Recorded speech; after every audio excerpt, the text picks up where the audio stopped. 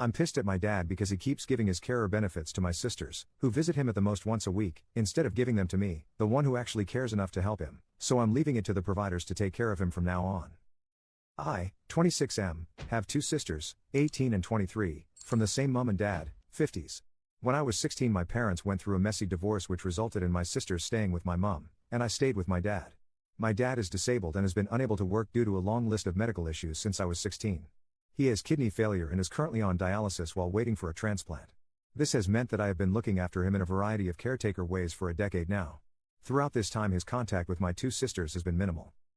He has in the past allowed my eldest sister to claim benefits that she was not entitled to by claiming to be a carer for my father amongst others.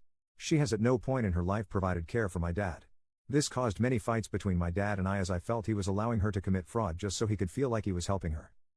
I was recently contacted by his doctor who told me that my dad was no longer on the transplant list to receive the kidney transplant he needs. Apparently his health is now so poor that they don't know for sure if he'll survive general anesthetic for the op. I was told that a major factor for this was his poor diet which was exacerbating his existing health issues. Hearing this my wife and I decided to move back in with my dad to try and get him onto a healthier diet to hopefully prepare his body for the transplant he needs. After we moved in I was going through his most recent letters when I discovered a letter informing him that my youngest sister had applied for a grant for young carers as a result of caring for him. My dad is lucky to see my sister once a month, let alone the 16 hours a week this grant requires. I confronted him and he said he was just trying to help her out in any way he could. This again led to a massive fight as currently me and my wife are the only family members supporting him. My sisters do nothing for him. They are both adults and yet neither has lifted a single finger once to help him. And yet, here he is again essentially committing fraud to help them out. We can't help but feel taken for granted and simply unappreciated. We do everything we possibly can for him, sacrifice our time, energy and money to ensure he has a more comfortable life, but time and again he chooses to focus his energy on helping my sisters cheat their way to funds and benefits they don't deserve. He's never once asked them to help him, so the burden of responsibility for his care rests entirely on our shoulders, despite the fact that of the three siblings I am the only one not currently receiving any benefit related to his care. We are now at the point where we are considering pulling all our support, financial and physical, and leaving his care entirely to the two women who are actually benefiting from providing it. Am I a jerk for withdrawing support from my father? Update, 4 years later. I remember this post as my dad's birthday recently passed and thought I might as well give an update, even though no one asked. In January 2023, my father passed away from complete kidney failure.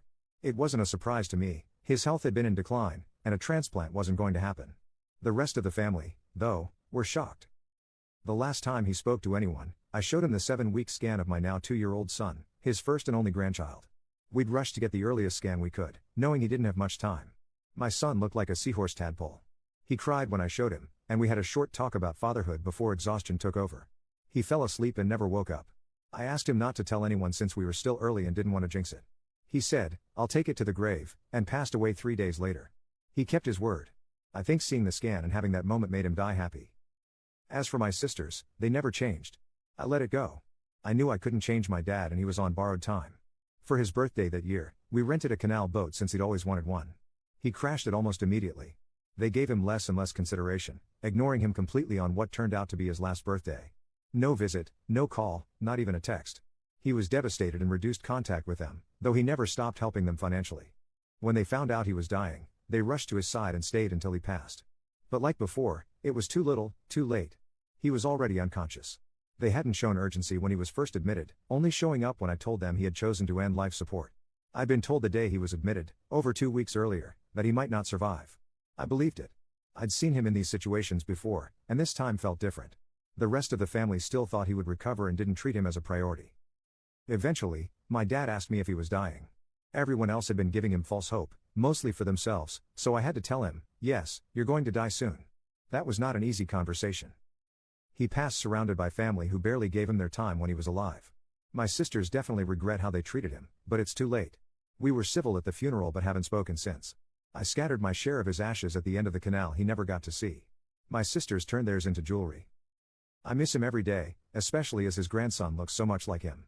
It's a shame things never got resolved with his daughters while he was alive, but I think he died a happy man, and that's enough for me.